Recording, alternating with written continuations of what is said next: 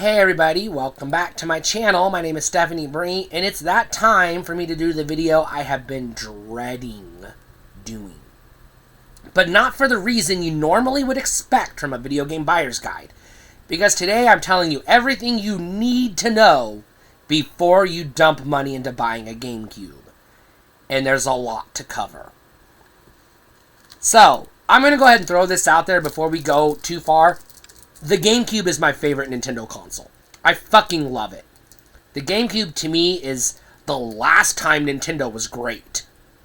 I liked the Wii. It was fine. It had major flaws. And at the end of the day, I shit on it a lot because of the waggle wand. But the Wii was pretty fun. The Wii U is just another Wii. But it's in HD, so I'll give it that. It's got Hyrule Warriors. I'll give it that. It's got, Super Mario 3D World. Okay, you got some games. The Switch, pretty good, pretty solid. Handheld console hybrid concept thingy. It's got the best third-party support in a while. I'll give you that, but the goddamn GameCube was Nintendo at their fucking best.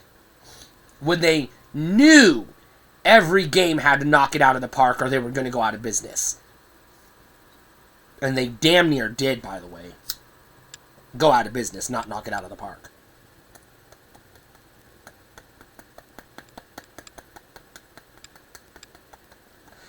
Because they did, not damn near, but did knock it out of the park. Got you there for a second. But there's a few things you need to understand about the GameCube. One, it is undeniably a commercial failure. I don't care what anybody says, the GameCube was a flop. It barely sold 23 million, 24 million worldwide units.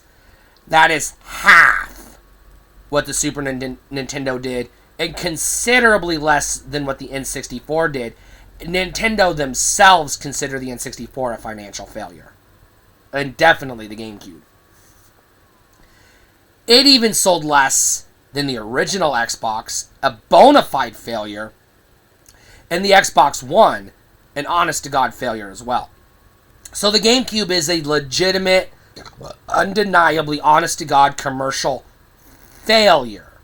And you need to know this because that means the hardware, working in good condition, is hella fucking expensive because it's rare. The games sold worth a shit, which means they are hella fucking rare. The best selling game on the GameCube was Smash Bros. Melee, and it couldn't even sell 7 million units. That is the best the GameCube can do. Now, you can find Smash Bros. Melee for a good price anywhere because it's the best selling game on the platform. It's the one that's in the most abundance. If you want Pikmin 2, you're probably SOL. If you're looking for Batten Kaitos 2, good fucking luck.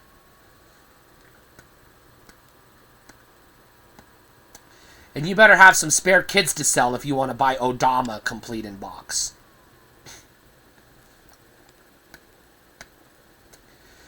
The GameCube has some of the best Nintendo output ever.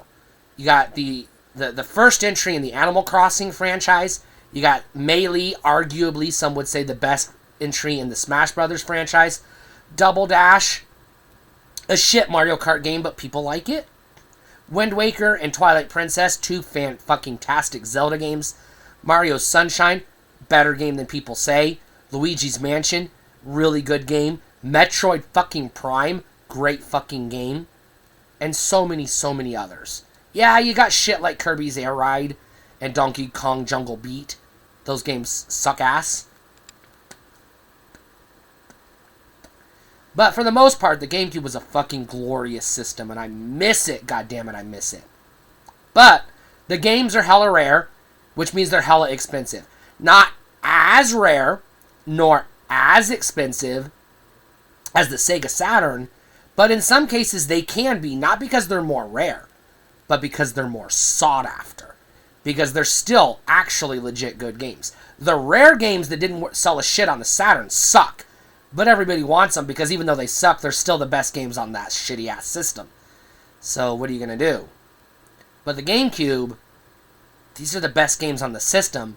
They don't suck. They're actually legit good. Everybody wants them. Every single Resident Evil on the GameCube is a fucking masterpiece. Sonic Adventure DX, Sonic Adventure 2 The Battle. Fucking masterpieces in the respective franchises. Crystal Chronicles is a pretty fucking good game. But here's the thing.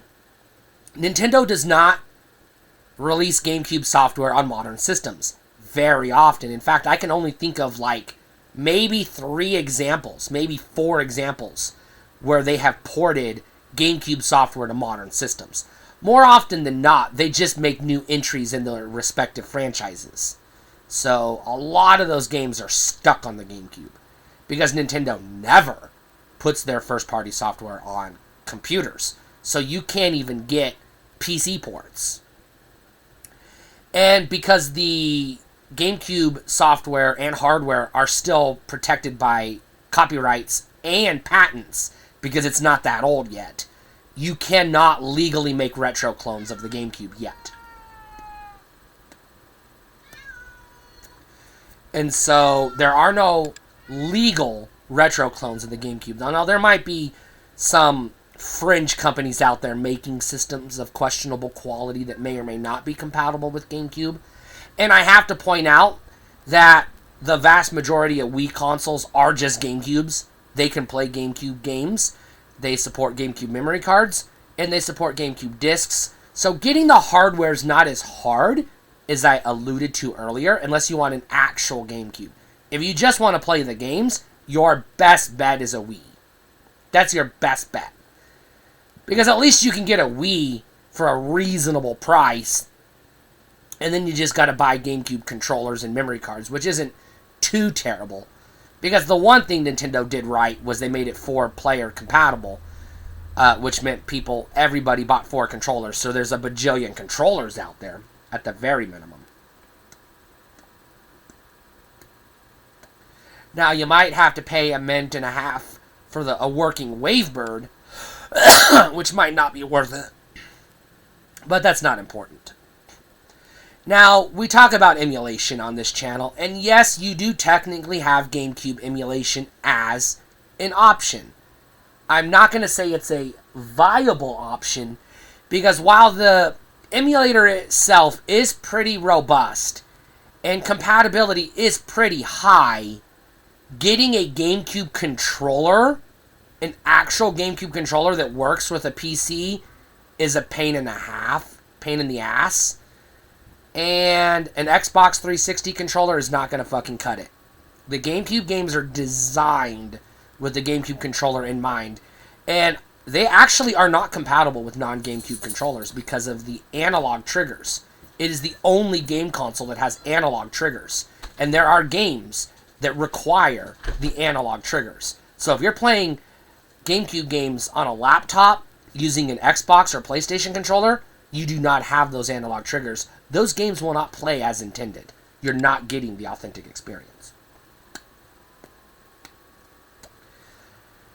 However, you can still get aftermarket USB GameCube controllers, I'm going to say, of questionable quality. And you can still find actual GameCube controllers and a USB adapter that lets you play GameCube controllers on your PC. But again, good luck finding one that's compatible and functional because, again, there's not a high market for this product, so they're harder to find. Your average used video game store probably won't sell them, so you'll have to go online, which means you might end up getting a piece of shit product from Temu or AliExpress. Same thing with GameCube memory cards. Do not buy third-party memory cards. Pay the extra money to get real Nintendo first-party memory cards, and then go from there. Now, the GameCube is also kind of unique for a Nintendo console because it was their first attempt, well, actually second attempt, at a handheld, I'll say it was their first attempt at a true handheld home console hybrid, sort of. Because you have the Game Boy Player, which you attach to the bottom of your GameCube, which does not work with the Wii, by the way, which is why I mentioned you want to get an actual GameCube, which lets you play Game Boy Color, and Game Boy Advance games on your TV with enhancements just like the Super Game Boy did.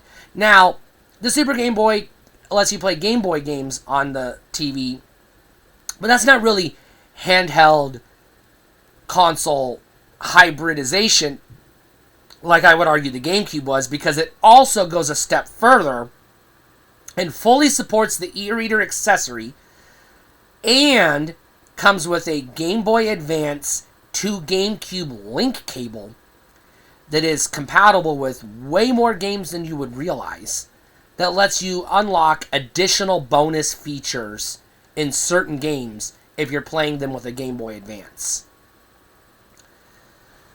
Which is pretty cool. But again, really expensive. If you want to get a GameCube, Four Swords Adventures for the GameCube, 4 copies of The Legend of Zelda 4 Swords on the Game Boy Advance, 4 working Game Boy Advance consoles, and 4 link cables, and a memory card, you better be fucking rich.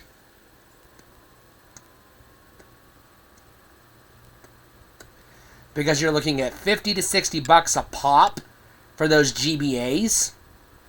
You're looking at about that a pop for the link cables, $100 plus for Crystal Chronicles, and $200 or $300 for a working high quality GameCube, and who knows what you're going to pay for a memory card. That's just to play one fucking game. And I said Crystal Chronicles when I was talking about 4 Swords, but there you go. Plus, with 4 Swords, you got to have 4 copies of the GBA game too, which is another $50, $60 a pop. Yeah, that's a lot of fucking money for one video game.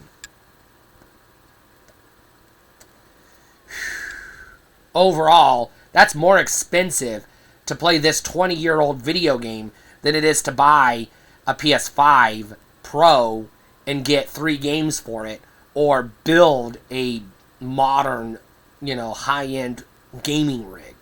It's a lot of fucking money. And then on top of that, you got to scrounge up 3 other friends that are as crazy bonkers as you to want to play the game in the first place. Good luck! But while the GameCube hardware is still protected by the patents, and the operating system is still protected by the copyrights, so there are no aftermarket products. Like I said, the Wii is, for the most part, fully compatible with the GameCube.